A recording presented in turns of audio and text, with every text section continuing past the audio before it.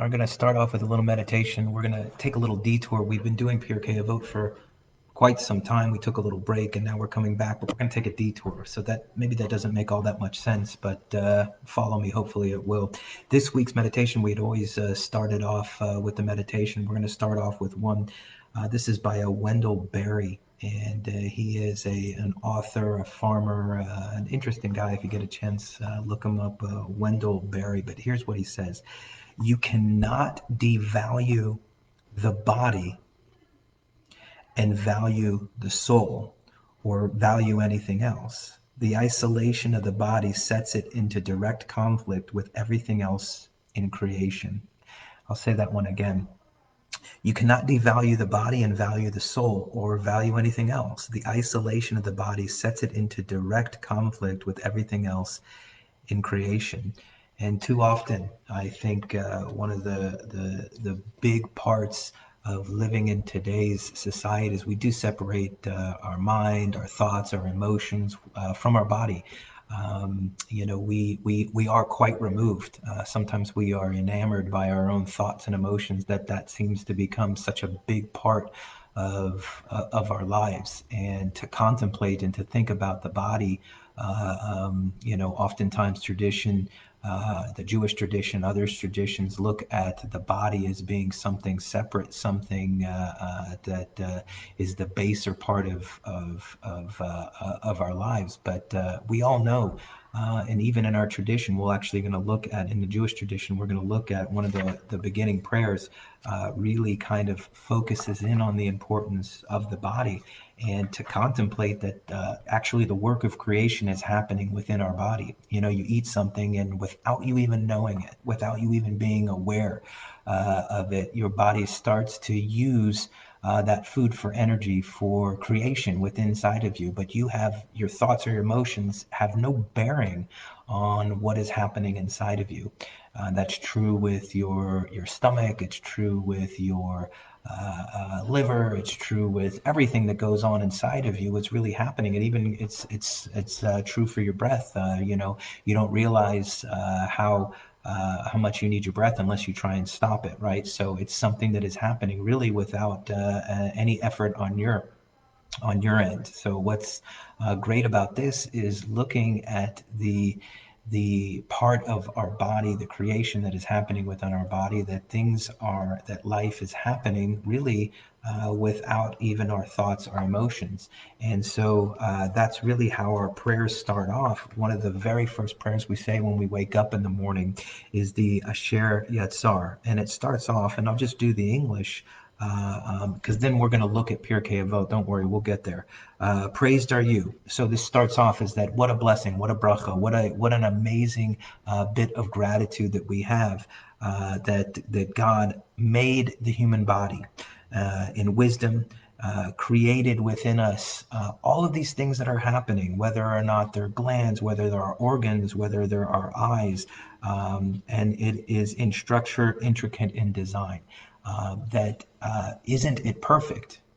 You realize how perfect your body is and all of its ability to do all of the great functions of the body until they stop. Isn't that right? So we start off the morning about how grateful we are that all of these things are happening without really any effort on our parts. Isn't it amazing that we're able to wake up and we're able to digest our food, be able to live our lives with all of these things going on, this whole universe inside of us doing things without any effort on our part? And that's how we start the morning. And so that's really a fundamental idea of how we should start our morning. Before we think about anything, that gratitude, before we even start talking about the soul that God placed in us, we talk about the body. And then the very next bracha really is about we are grateful for the gift of the soul. And the next bracha that goes on, it says that the soul that you, my God, have given me is pure. You created it in me, you formed it, you breathed it in me, you keep body and soul together. One day you will take my soul from me to restore it into the eternal. And therefore, as long as my soul is within me, I am to thank you. And so I wanted to just briefly talk about that part of what's the difference between the mind and the body, or the soul and the body. And it's very hard to separate. And so I think oftentimes what we think of when we're talking about the soul is really what you and I refer to as our spirit, but our kind of our energy and our thoughts and our emotions, right? All of those are wrapped up, right? That which we actually are aware of, that we have some control over, that soul, that part of us that. Just as the mind is an organ that is starting to think about things and have emotions, right? We have a thought, we have an emotion, and all of those things. That is really a part. That part is that is thinking right now. What you are thinking about. You're coming to conclusions about what I'm saying. You're thinking about what I'm saying. That part of you. We are grateful for that as well. And so, if we come to gratitude with the body and then in the soul, that's how we start the morning. But what's really interesting to me is that oftentimes that part of us, that soul part, that mind and that spirit, what we kind of at times call, I think, those energies. Uh, isn't it true that at times it kind of gets out of control and we start to spin and so on and so forth? So part of what it is that we are saying this bracha for is that we are grateful for that part of our lives. And how do we go through the world? How are we able to live in this world with our mind and our great ability, our will? You can call it whatever you want. You can call it soul, you can call it will, you can call it thoughts, you can call it, there's a lot of different people that have called it a lot of different things. But how do we go through the world? How is it that we are to live? No one gave us really an owner's manual, how to really kind of live in this complex being that we are. How do we live in this world? And that's the very next bracha, is that we are grateful for the gift of the Torah. And for the Jewish people, the Torah is that map, that blueprint, that manual, that user's guide on how do we live in this world. We don't live by will alone. We know that we can't live by body alone. We know that. So how is it that we bring together all of these wonderful parts of us, and how do we live in this world? And so then the very next bracha in traditional Sidurim and traditional Jewish morning prayers is about, we're grateful for the Torah. And remember, what is Torah? It's about how to live in this world. Yes, there are great stories. Yes, there are amazing sayings and so on. But if that was just good enough, right, then we would just do those things. We would just tell stories all the time, and we would just say neat little sayings. But that's not what it's about, and we know that. It's really about getting to the bottom of how it is that we are and ought to behave and live in this world. And so the Torah is that blueprint, and many generations have been engaged in that conversation. What is expected of me? What is it that I am to be, and how do I live in this world? So it goes on and on. And so that's where we'll pick up with Pirkei Avot, is that the sixth chapter of Pirkei Avot is exactly about that. The sixth chapter is a collection of different sayings from certainly different rabbis, but it wasn't in the original Pirkei Avot. It was his sayings on what is the point of Torah. Really, that it's ultimately about how Torah is and ought to be in our lives. And that's the ultimate question, right? That's the ultimate question that many of us have, is how do I maintain my life? How do I live in this life?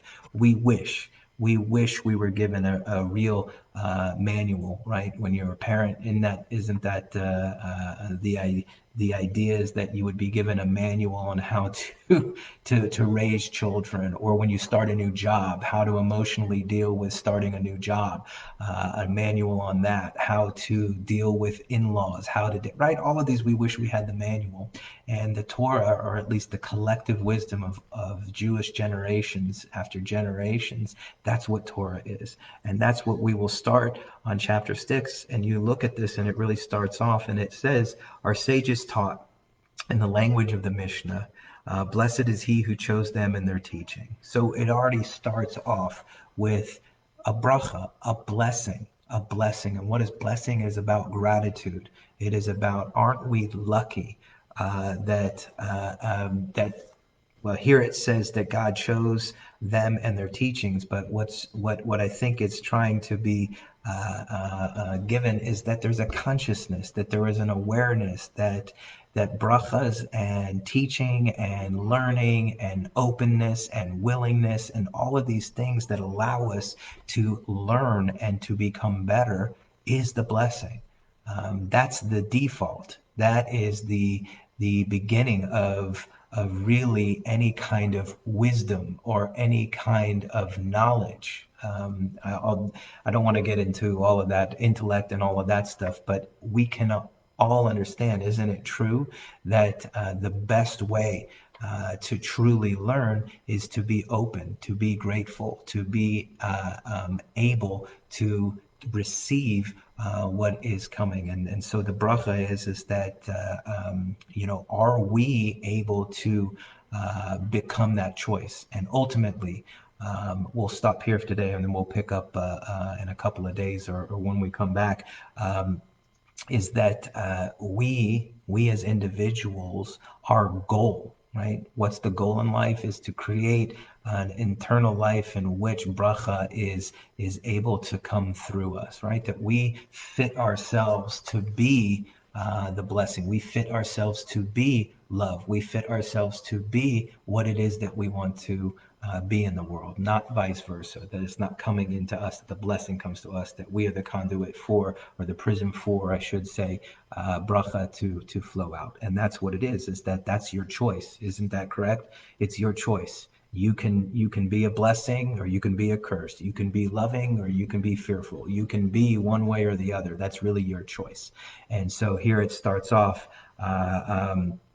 that there was a choice here, that God's choice was to put, right? God's having a choice too, was to put the blessing, the love, the kindness, the tolerance in people that were able to put that out there. So ultimately the question that we have to ask, are you open to receive that so that you can be that for those who are in your life? All right, we'll pick up at a later date.